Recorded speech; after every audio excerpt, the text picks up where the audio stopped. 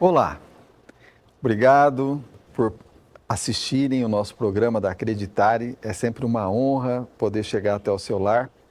Hoje vou trazer um convidado especial, um convidado que me inspira bastante, porque ele também já fez muita entrevista.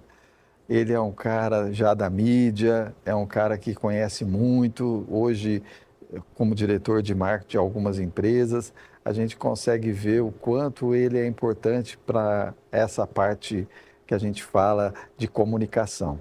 Hoje, meu convidado é André Luiz Bussabi e eu espero que vocês conheçam um pouquinho dessa figura que sempre não gosta, segundo ele, não gosta de câmera, mas ele se dá bem pra caramba com a câmera. André, seja bem-vindo. Tudo bem, Ronaldo? Um prazer enorme estar aqui com você, O no seu prazer é meu. programa. É uma satisfação enorme. As câmeras a gente deu um pouco de tempo, mas é um prazer estar aqui para a gente falar um pouco sobre empreendedorismo e marketing digital. Eu acho fantástico essa sua fala do empreendedorismo, porque é isso que a gente busca, sabe? Porque às vezes tem muita gente, antes de começar o programa, a gente estava falando, né? É fácil uma pessoa chegar na sua cadeira, assim, numa entrevista, sentar com você e falar assim: ah, eu faço mídia social. Ah, o que que você faz? Ah, eu posto lá no Instagram. Isso é fácil. Agora, você ter resultado em cima disso é que é difícil. Então, é você achar um profissional que realmente sabe extrair isso, sabe identificar, sabe impulsionar você, já não é tão simples, né? Hoje em dia o que a gente consegue ver, teve uma evolução muito rápida do marketing. E as pessoas focaram no marketing digital como a galinha dos ovos de ouro, o futuro do mundo. Então, é a profissão que você tem que saber no momento. E diante dessa procura elevada, teve os vendedores de curso, que Uhum. aproveitaram a oportunidade para criar alguns cursos, que com certeza alguns deles são bons, vão te ensinar, mas outros vão te levar a algumas ilusões que você não vai conseguir esses resultados. E aí ele acaba também se iludindo, porque ele acha que ele vai conseguir fazer um marketing profissional, mas ele aprendeu uma ferramenta. Ele não sabe o contexto no geral. Ô André, e eu vejo que hoje muitas empresas pequenas e médias, as grandes nem tanto, não vejo as grandes indo por esse caminho. Gastando muito dinheiro para poder aparecer no Facebook, no Instagram e não atrelando isso à venda. Isso é uma falha, né? Quando a gente está em marketing, a gente tem alguns pilares.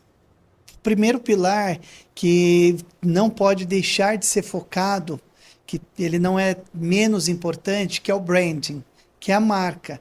Então entra essas propagandas que teoricamente você não está vendendo o produto, mas você está criando um conceito para aquele nome, para aquela marca. Então eles gastam milhões com a marca, porque a marca vai ficar embutida em você. E quando você precisar daquele produto X, você Você vai lembrar. associa a marca.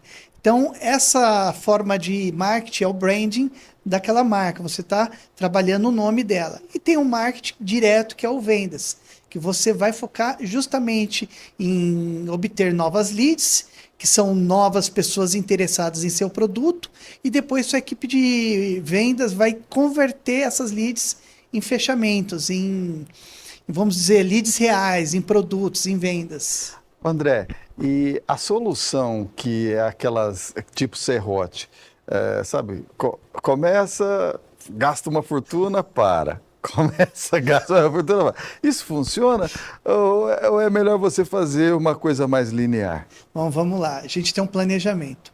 O planejamento que você pode fazer para sua empresa pode ser esse serrote, que seria lançamentos. Então, você vai lançar um produto, não tem por que você fazer aquele produto ficar ad eterno. Então você tem um lançamento, você vai ter um boom e ele vai parar com um prazo, com início de campanha, término de campanha, aí a gente entra com algumas armas de persuasão, que aí a gente vai criar alguns gatilhos mentais, como tempo, escassez, para fazer a pessoa comprar naquele momento.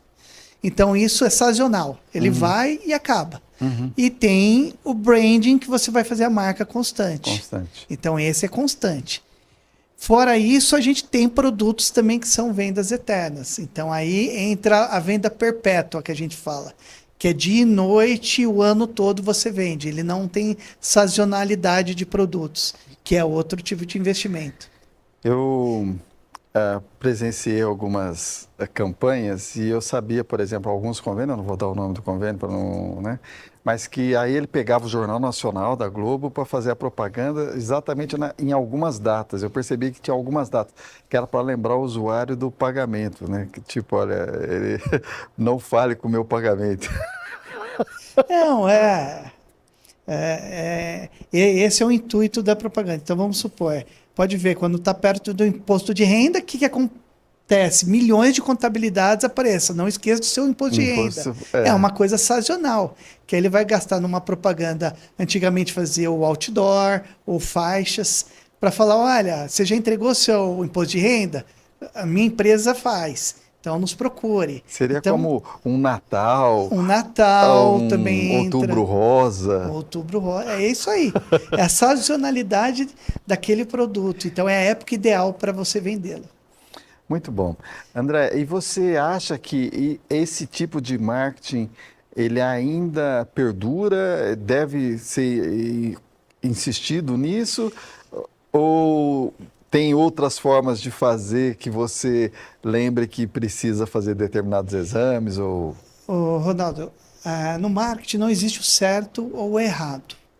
Existe você entender a dor daquela empresa, qual o problema que ela está sentindo, o que ela precisa naquele momento. Então aí vem o planejamento. Não tem uma receita específica de bolo. Existem algumas receitas que você vai conseguir resultado para campanhas, uma campanha serrote. Bom, você usa ferramentas dessa forma que você vai conseguir êxito. Na campanha de brand, você vai usar dessa forma. Mas qual campanha você vai utilizar naquele momento? Aí é um planejamento que você consegue montar. Olha, nesse mês a gente está rodando a campanha de branding com 10% do investimento. Com a outra campanha a gente vai investir 20%. Nessa que é sazonal, vamos pôr 40% do nosso investimento. Então, nesse planejamento, você faz isso mensalmente. Você consegue dividir para onde você vai estar investindo mais as fichas.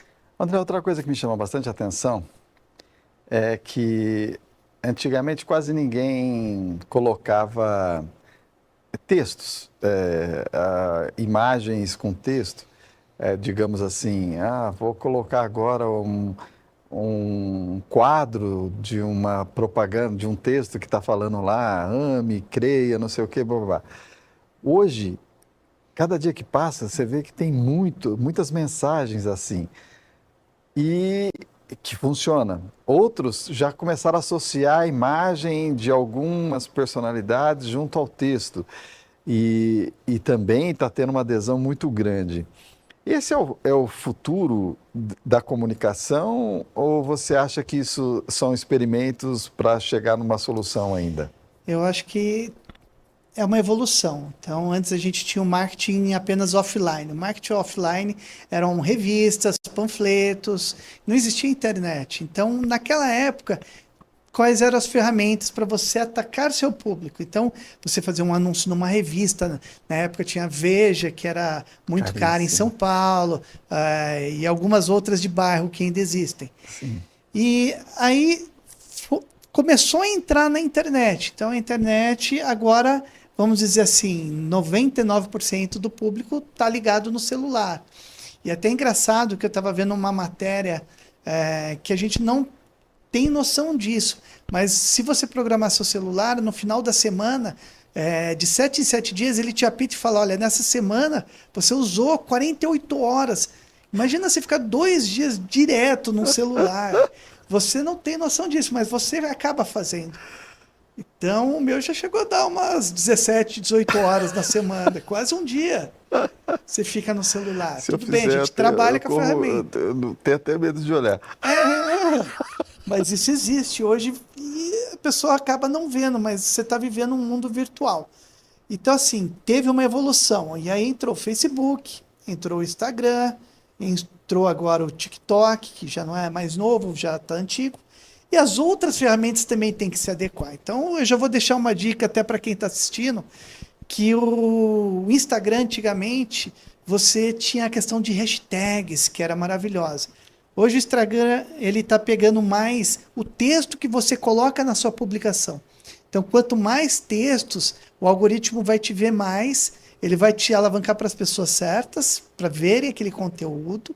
E com o advento do TikTok também, a programação do Instagram ele está mudando para os Reels, que são aqueles vídeos curtos.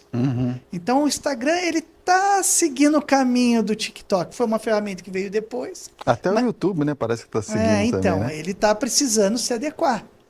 Então você já vê essa mudança. Algoritmos são trocados quase diariamente, semanalmente, com certeza tem mudanças novas. Toda semana você tem que atualizar o que vai te alavancar no seu engajamento. Sim. Agora, deixa eu te fazer uma pergunta. Tudo isso, sem o vendedor, como é que funciona? Então, aí a gente volta à empresa, vamos dizer, uma empresa que tem o seu departamento de marketing e o departamento de venda. Eu não achei nenhum lugar que seja um casamento feliz nessas duas áreas. Porque o marketing prova que lhe trouxe as leads, que são aquelas pessoas interessadas. Só que aí, por outro ponto, o departamento de vendas não conseguiu pegar aquele número de leads e converter em vendas. Ligações. Então é um casamento que, vamos dizer assim, tem que tomar muito cuidado, tem que ser sempre às claras e aberto para você trazer uma lead boa, uma lead saudável, que tem interesse realmente no seu produto, para que esse departamento de marketing consiga converter. E aí vai ser o casamento perfeito. Ou seja, aí a gente já começou a falar dos gatilhos mentais.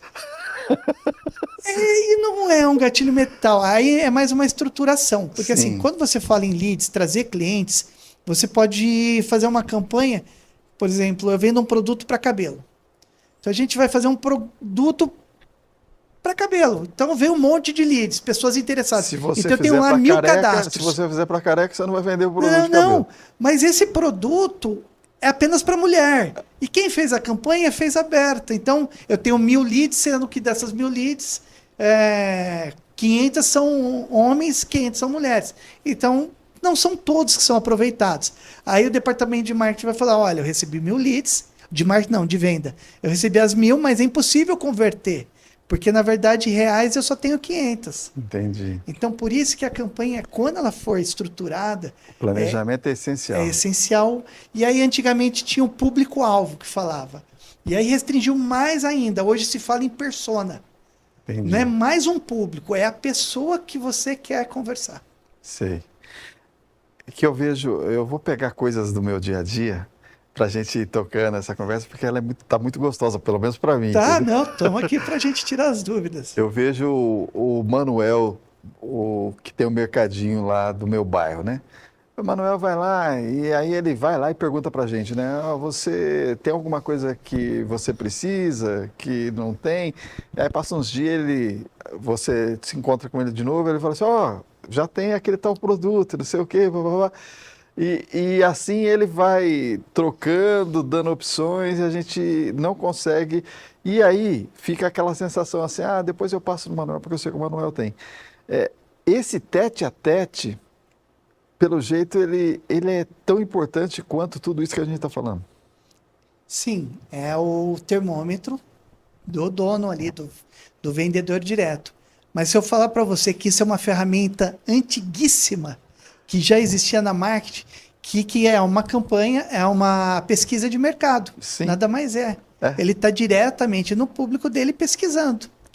Se o atendimento está bom, se a qualidade está boa, que o produto está faltando. Isso é antigo. Só que ele não entende isso como uma ferramenta de marketing. Mas sim, poxa, meu pai fazia, eu aprendi isso e está dando muito certo. Muito então, bom. assim, é mais um feeling que nasceu dentro dele e que está dando certo. E que é uma ferramenta de marketing. De volta hoje com o André Bussabi, aqui falando umas coisas bacanas sobre o marketing, o plano de marketing, eu acho fantástico. E eu estou tentando fazer de uma linguagem, André, onde todo mundo possa entender, que eu acho que é muito legal. Outra coisa que a gente vê, e eu acho que é porque eu trabalho na saúde, então eu vejo muito isso, o médico, aquela preferência pelo médico. E muitas vezes ele não consegue passar isso para outro, para que aquilo vire um processo, como fazer que aquela coisa que foi... Vou pegar um exemplo aqui, Dr. José Bento. Uma mulher que é atendida pelo Dr. José Bento, se eu posso colocar um boneco do José Bento do lado lá, talvez eu não consiga. Desculpa, se eu estou fazendo propaganda para você, José Bento, desculpa aí. Como passar isso, como transformar isso? Porque o José Bento, uma hora sozinho, não vai dar conta. Como você fazer isso? Como fazer isso é um pouco difícil, mas não impossível. Porque quando a gente entra na área de marketing ou propaganda médica, odontológica, existe muito o quesito confiança. Então, assim, o branding dele, a marca dele, José Bento, é a confiança que transmite àquela família. Então, imagina uma pessoa que, vamos supor, eu não sei a área médica dele, mas vamos supor que é ginecologista. Então, assim, você vê casos que a mãe passa com aquele ginecologista, teve a filha dela, hoje a filha tem 18 anos, passa com aquele mesmo médico, e daqui a pouco essa filha vai ter os filhos com aquele médico, que Dr. se ele estiver vivo. Dr. Massal, rapaz, ele era o japonês e era exatamente isso. Era uma lista assim, ele já estava velhinho e ainda... Então, aí é a confiança. O médico passa para o seu cliente, para o seu público, para o seu paciente, aquela confiança. E aquela confiança, ela é única, é individual, é personalíssima. Então, para ele ter uma transferência, você tem que fazer uma transição. Há possibilidades de fazer? Existe. O que acontece muito nessa parte médica e odontológica é que, assim, existem os profissionais da antiga, que é aquele que dava mais atenção, mais carinho, que é o que o público precisa. Ele tem uma carência. Então, você vai num consultório médico odontológico, você está buscando aquela confiança. E os médicos novos de agora, não são todos, mas tem uns que não tem nem tempo. Olha, eu tenho 5 minutos para te atender. Aqueles planos de saúde ou etc e tal, que não te dá espaço para nem conversar com o paciente. Certo. Então, aí acaba não tendo essa confiança. Não chega a ter aquela empatia Precisa isso. Para você transformar esse infiel para que ele mesmo faça a propaganda positiva. Isso. Né? Mas é o que eu falei, existe uma transição, essa pessoa que vai assumir aquele lugar do médico, a gente tem que sentar, tem que treinar, tem que ver se ele é capaz para dar a mesma atenção que aquele anterior estava dando, e assim a gente consegue transferir. O que acontece também com cabeleireiro, né? Que ele corta muito bem, aí depois ele quer crescer e coloca o outro. E aí tem esse período de transição. Né? É mais ou menos isso. Tem toda a área que é assim, né? Hoje você senta com o dono para conversar na empresa. Amanhã eu estou indo para fazer um negócio. Olha, eu estou ocupado porque hoje a gente atende o Brasil inteiro. Então você vai falar aqui com o meu secretário, aqui, meu assessor. Meu assistente. E acaba que aquilo acaba esfriando o relacionamento entre essas duas partes. Porque o próximo não deu aquela mesma atenção. Sim. Aí entra uma política interna da empresa, de treinamentos, de qualidades, de manter um perfil para todos os atendimentos serem daquela forma. É estruturação. Você acha que é exatamente aí que nasce a dor do crescimento? Quando a gente começa a crescer e aí a gente não consegue manter as mesmas coisas de antes. É um crescimento desenfreado, nesse caso. Começa a crescer para tudo quanto é lado e não é uma coisa orgânica, certo? Aí acontece esse problema. Aí acontecem as rupturas. Mas era tão bom aquele lugar e agora não é mais bom. Por quê? Teve um crescimento desenfreado, perdeu-se algumas políticas que antes eram exigidas dentro da empresa, de condutas, paciente, médico, e às o vezes marketing se perdeu aí. Também tem que estudar esse tipo de, digamos, que nem a gente vê em algumas lojas assim, né? Sobre nova direção. O marketing tem que usar disso de alguma forma para poder resgatar essa confiança, não? Sobre nova direção é uma coisa que todo mundo brigava, né? Soltava os cachorros. Não, nunca põe uma faixa sobre nova direção. Realmente, não é legal, não é uma política boa. Mas Ao contrário, a pessoa vai saber que não é mais aquele mesmo dono. Quem sabe agora está melhor. Então, assim, é uma faca de dois gumes. Eu não descarto sob nova direção, mas eu trataria de outra forma. Eu mudaria alguma coisa na fachada, uma cor, o logo. Dá uma mudadinha que você consegue mostrar que está sob outra direção. Passar uma mensagem. Né? Você passa uma mensagem subliminar nisso. Por exemplo, uma das clínicas que eu trabalhei uma vez era apenas um dentista, ele tinha um consultório de 15 anos e ele queria se tornar uma rede.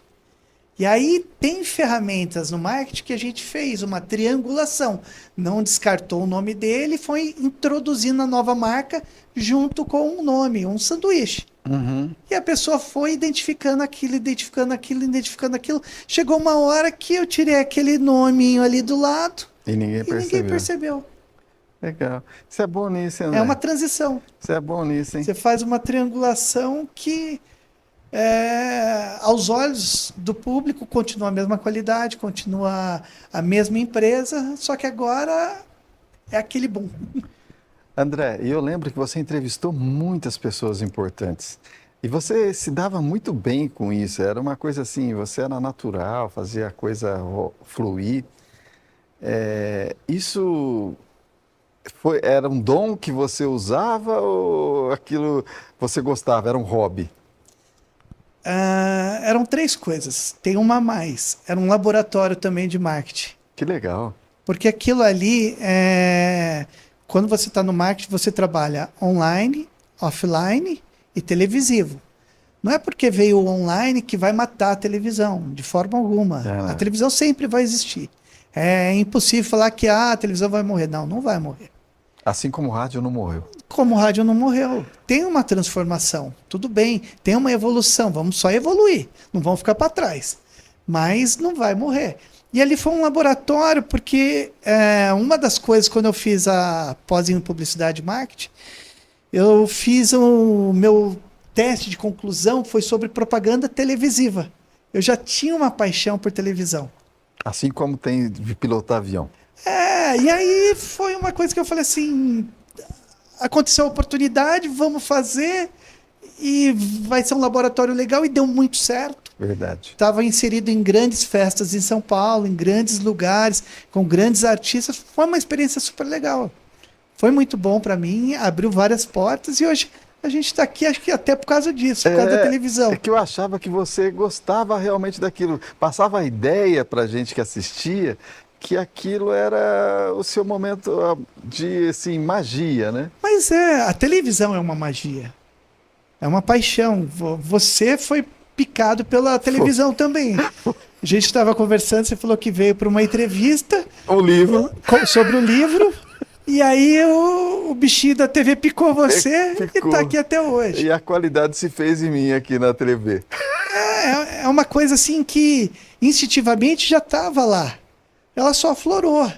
E é uma coisa muito legal, uma coisa muito bacana. Você consegue levar mensagem para milhares de espectadores que estão te assistindo. Você consegue levar para eles informações reais e certas, porque hoje, se você abrir a internet, tem tudo, mas também tem a propaganda certa, a matéria que vai te levar a um conhecimento bom, como um conhecimento errado. Sim. E às vezes você não tem esse discernimento para saber. E você sabe tá que é muito bacana, porque tem muita gente que precisa pagar para ouvir tudo que você falou aqui. E aí, isso é uma oportunidade para quem está começando um negócio, para quem já está no negócio e não está dando certo. Então, um pouquinho que você falou já entra ali na cabeça daquela pessoa. E eu sei que, de alguma forma, eu estou dando uma chance para ele acreditar o nome do programa, daquilo, e seguir em frente. É isso aí. Eu fico muito feliz de ter essa possibilidade, principalmente quando eu consigo trazer pessoas como você, que não é tão fácil trazer, você sabe que todo mundo tem a sua agenda, é complicado, mas quando a pessoa aceita, vem, que nem você veio de bom grado, isso é muito bacana, muito enriquecedor. Muito a gente tem que transbordar um pouco, ensinar um pouco do que a gente sabe. Não Acho podemos... muito legal essa frase. Você falou para mim um pouquinho antes de começar o programa, explica para o pessoal aí esse transbordar, que eu achei fantástico. O ser humano hoje, com a internet, você consegue ver vídeos de tudo. Você aprende de tudo na internet que você queira.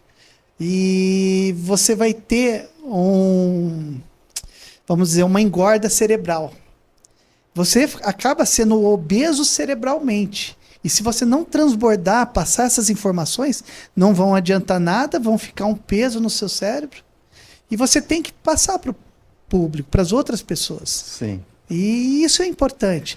Então, esse pouco que você aprende aqui no seu programa, as pessoas estão assistindo, é legal elas levarem para as outras pessoas que não viram o programa, mas falam, poxa, assistiu o Ronaldo e falou sobre isso, sobre aquilo, e isso me engrandeceu. Pode ser que engrandeça você também. Sim. E isso é o transbordo, você leva a mensagem para milhões de pessoas. Que é a sensação que a gente tem quando a gente é jovem, né?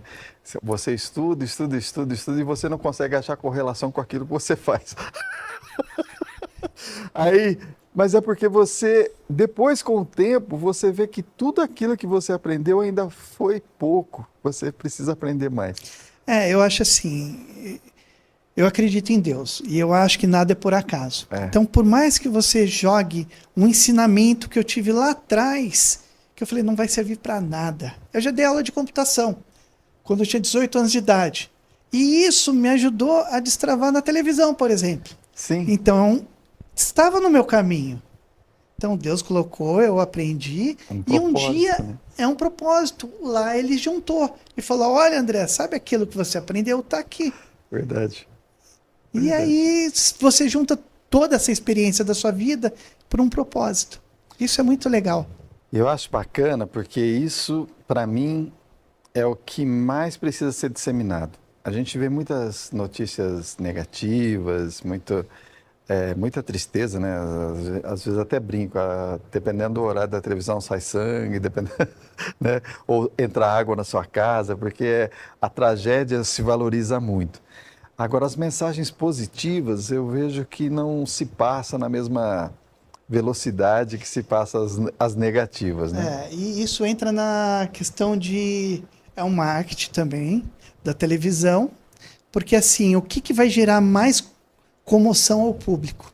Aquilo que é negativo, aquela tragédia. Por isso se explora esse lado. Então, até dentro da TV, fala que é um lado meio negro, assim.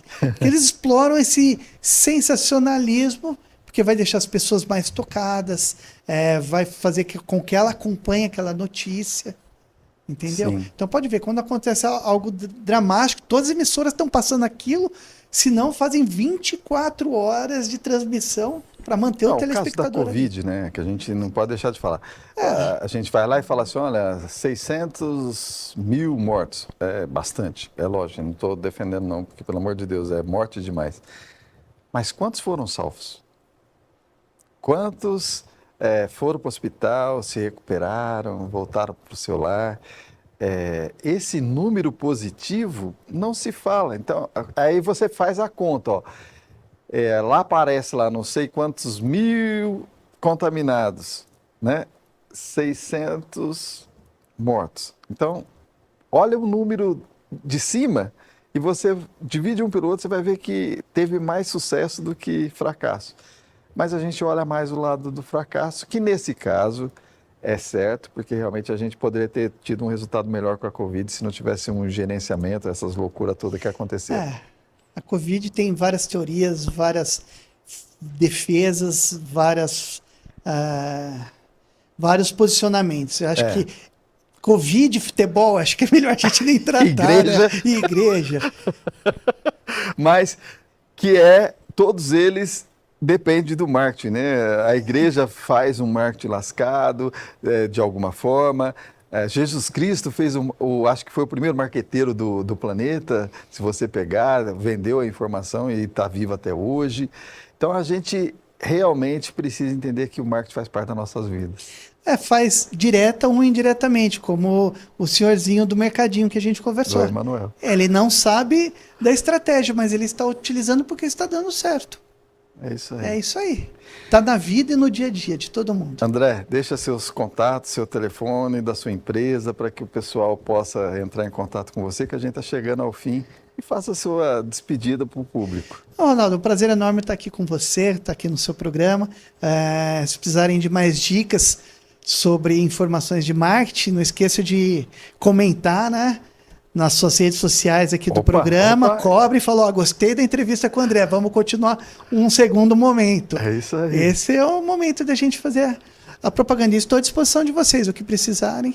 Acreditare Gestores fornece consultoria estratégica para a melhoria contínua dos resultados desejados. Acesse nosso site acreditaregestores.com.br. Inscreva-se no nosso canal no YouTube Acreditare Gestores Associados.